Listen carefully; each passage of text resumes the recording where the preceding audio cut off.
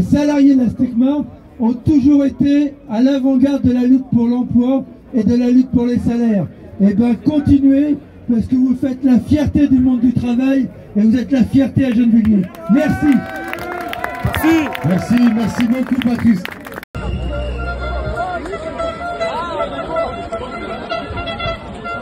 C'est ça la vie.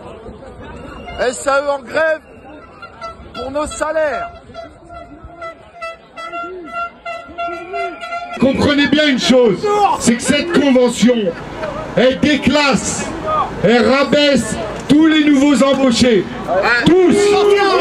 Alors à l'instant T, vous perdez pas de thunes, mais tous les nouveaux embauchés, ils vont être embauchés au ras des pâquerettes.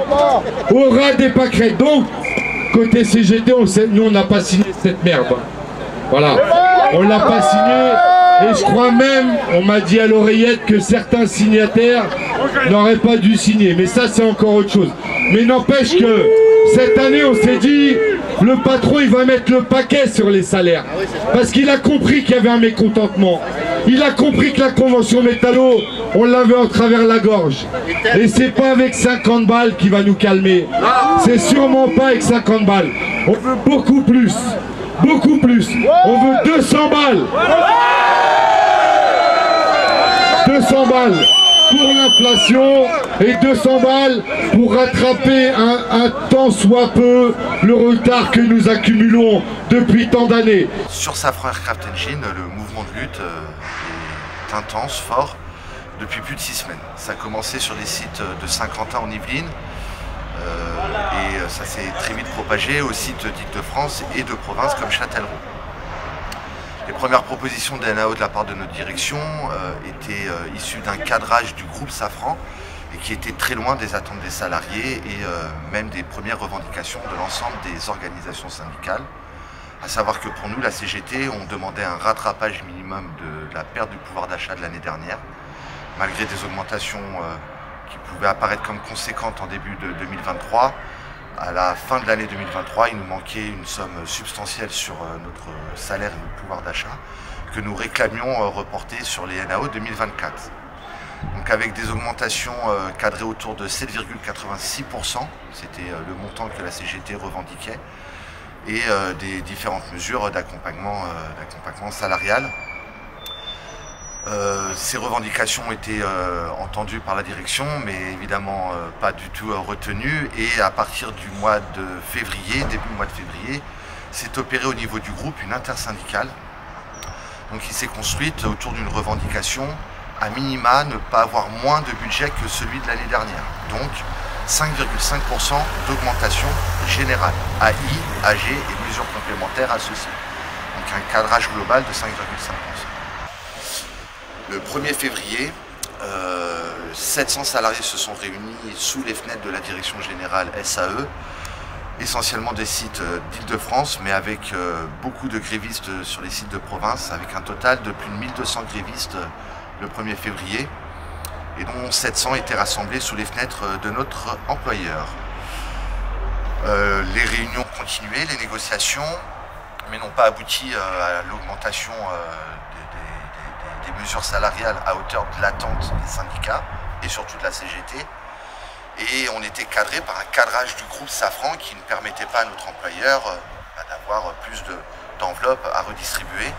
Donc on a très vite compris qu'il fallait aller réclamer auprès du grand patron Safran pour augmenter le cadrage du groupe pour que l'ensemble des sociétés aient une marge de manœuvre de négociation plus conséquente et atteindre la revendication de l'intersyndicale.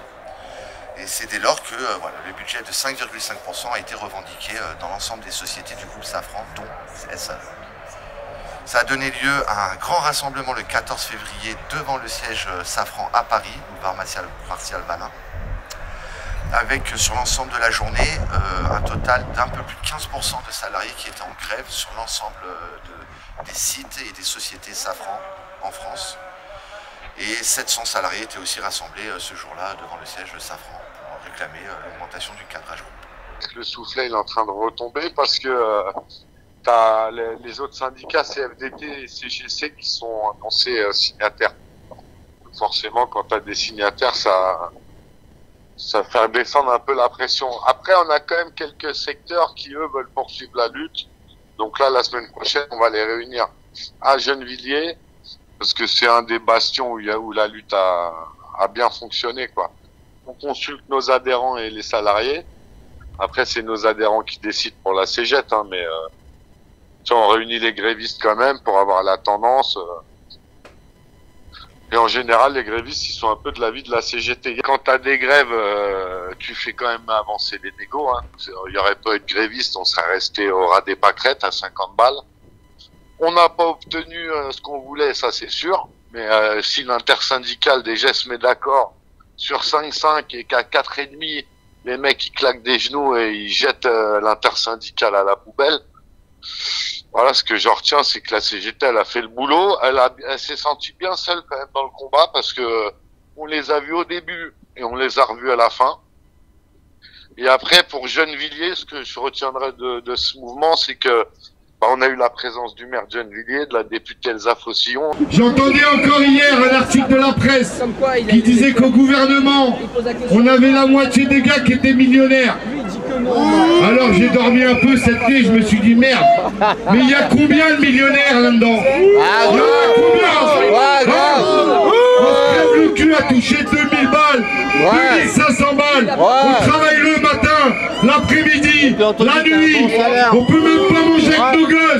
On veut notre part du gâteau. C'est pas plus compliqué que ça, on veut notre part du gâteau.